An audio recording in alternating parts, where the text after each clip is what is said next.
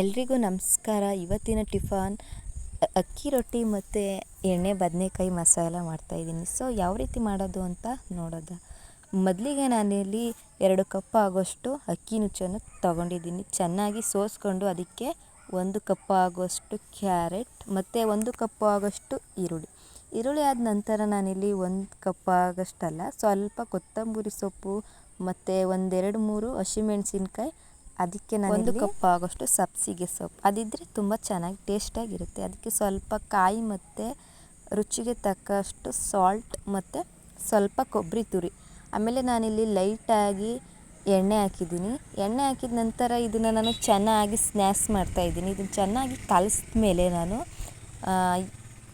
ಚೆನ್ನಾಗಿ ಕಲಿಸ್ಮೇಲೆ ಸ್ವಲ್ಪ ಉಗುರು ಬೆಚ್ಚಾಗೋಷ್ಟು ನೀರನ್ನು ಕಾಯಿಸ್ಕೊಂಡಿದ್ದ ನಂತರ ಇದಕ್ಕೆ ಚೆನ್ನಾಗಿ ಮತ್ತೆ ಸ್ನ್ಯಾಕ್ಸ್ ಮಾಡಿ ಕಲಸಿ ಒಂದು 5 ನಿಮಿಷ ಆದರೂ ಅದು ಚೆನ್ನಾಗಿ ನೆನೆಬೇಕಲ್ವ, ಅದಕ್ಕೋಸ್ಕರ ಒಂದು 5 ನಿಮಿಷ ಆದರೂ ನಾನು ಪ್ಲೇಟಲ್ಲಿ ಒಂದು 5 ನಿಮಿಷ ನೆನೆಗೆ ಮಡಿತಿದ್ದೀನಿ.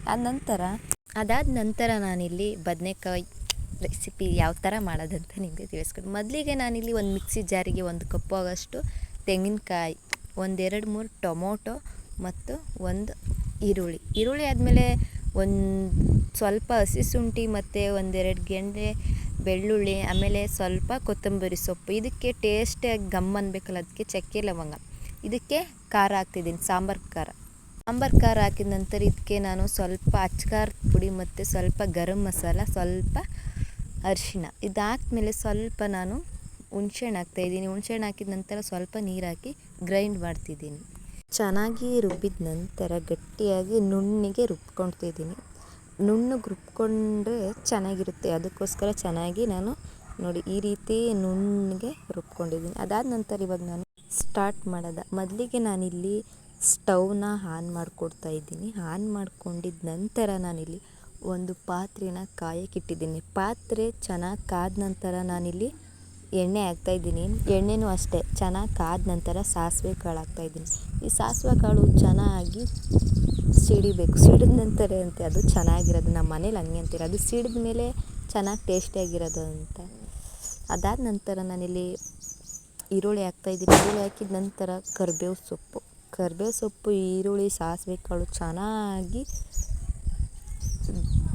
ಫ್ರೈ ಆಗಿದ ನಂತರ ನಾನಿಲ್ಲಿ ಈ ರೀತಿ ಬದನೆಕಾಯಿ ಕಟ್ ಮಾಡ್ಕೊಂಡಿದ್ದೀನಿ. ಯಾಕಪ್ಪ ಈ ರೀತಿ ಬದನೆಕಾಯಿ ಹಾಕ್ತಾ ಇದ್ದಾಳಲ್ಲ ಉಂಡುಂಡೆ ಅಂತ ನೀವು ತಲೆ ಕೆಡಿಸ್ಕೋಬೇಡಿ. ಬದನೆಕಾಯಿ ಈ ರೀತಿಯೇ ಹಾಕಬೇಕು. ಎಣ್ಗಾಯಿ ಮಾಡ್ತಾಯಿದ್ದೀನಲ್ವ, ಸೊ ಅದಕ್ಕೆ ಈ ರೀತಿ ಕಟ್ ಮಾಡಿ ಹಾಕಿದ್ರೆ ಅಂತೆ ಅದು ಬೇಯೋದು. ಉಂಡುಂಡೆ ಥರನೇ ಹಾಕ್ಬಿಟ್ರೆ ಅದು ಬೇಯಲ್ಲ. ಇದು ಚೆನ್ನಾಗಿ ಒಂದು 5 ನಿಮಿಷ ಈ ರೀತಿ ಪ್ಲೇಟ್ನ ಮುಚ್ಚಿಡಬೇಕು. 5 ನಿಮಿಷ ಬೆಂದ ನಂತರ ತೆಗೆದು ನೋಡಿ, ಈ ರೀತಿ ಚೆನ್ನಾಗಿ ಬೆಂದಿರುತ್ತೆ. ನೋಡ್ತಿದ್ದೀರಲ್ಲ ನೀವೇ, ಈ ರೀತಿ ಕಟ್ ಮಾಡ್ಕೋಬೇಕು. ಕಟ್ ಮಾಡ್ಕೊಂಡಿದ ನಂತರ ನೋಡಿ ಈ ರೀತಿ ಮಿಕ್ಸ್ ಮಾಡಬೇಕು. ಮಿಕ್ಸ್ ಮಾಡಲಿಲ್ಲ ಅಂದರೆ ಎಲ್ಲ ಸೀದೋಗ್ಬಿಡುತ್ತೆ. ಸೊ ಇದಕ್ಕೆ ನಾನು ಮಿಕ್ಸ್ ಮಾಡ್ಕೊಂಡಿದ್ದ ನಂತರ ಏನು ರುಬ್ಬಿಟ್ಕೊಂಡಿದ್ದೆ ಮಸಾಲೆ, ಇದನ್ನು ಸ್ನ್ಯಾಕ್ಸ್ ಮಾಡ್ತಾಯಿದ್ದೀನಿ.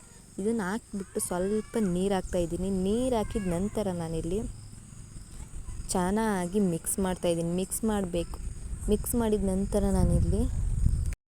ಮಾಡಿದ ನಂತರ ನಾನು ಸ್ವಲ್ಪ ಸಾಲ್ಟ್ ಹಾಕಿದ್ದೆ. ಮೊದಲೇ ಹಾಕಿದ್ನಲ್ವ ಹುಣಸೆಹಣ್ಣು, ಸಾಲ್ಟ್ ಎಲ್ಲನೂ ರುಚಿ ನೋಡ್ಕೊಂಡು ನೀವು ಹಾಕ್ಕೊಳ್ಳಿ. ಸೊ ಇದು ಚೆನ್ನಾಗಿ ಒಂದು 5 ನಿಮಿಷ ಈ ರೀತಿ ಬೇಯಬೇಕು. ಅದಕ್ಕೆ ಮತ್ತೆ ಪ್ಲೇಟ್ನ ಮುಚ್ಚಿಡಿ.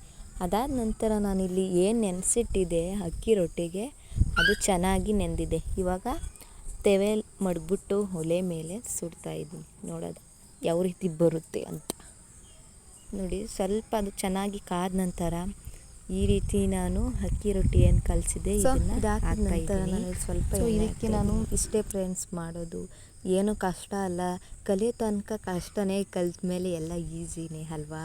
ಸೊ ಇಷ್ಟ ಆದರೆ ಲೈಕ್ ಮಾಡಿ, ಕಾಮೆಂಟ್ ಮಾಡಿ, ಸಬ್ಸ್ಕ್ರೈಬ್ ಮಾಡ್ಕೊಳ್ಳಿ ಅಂತ ಭಾವಿಸ್ತೀನಿ. ನೋಡಿ ಚೆನ್ನಾಗಿ ಬಂದಿದೆ.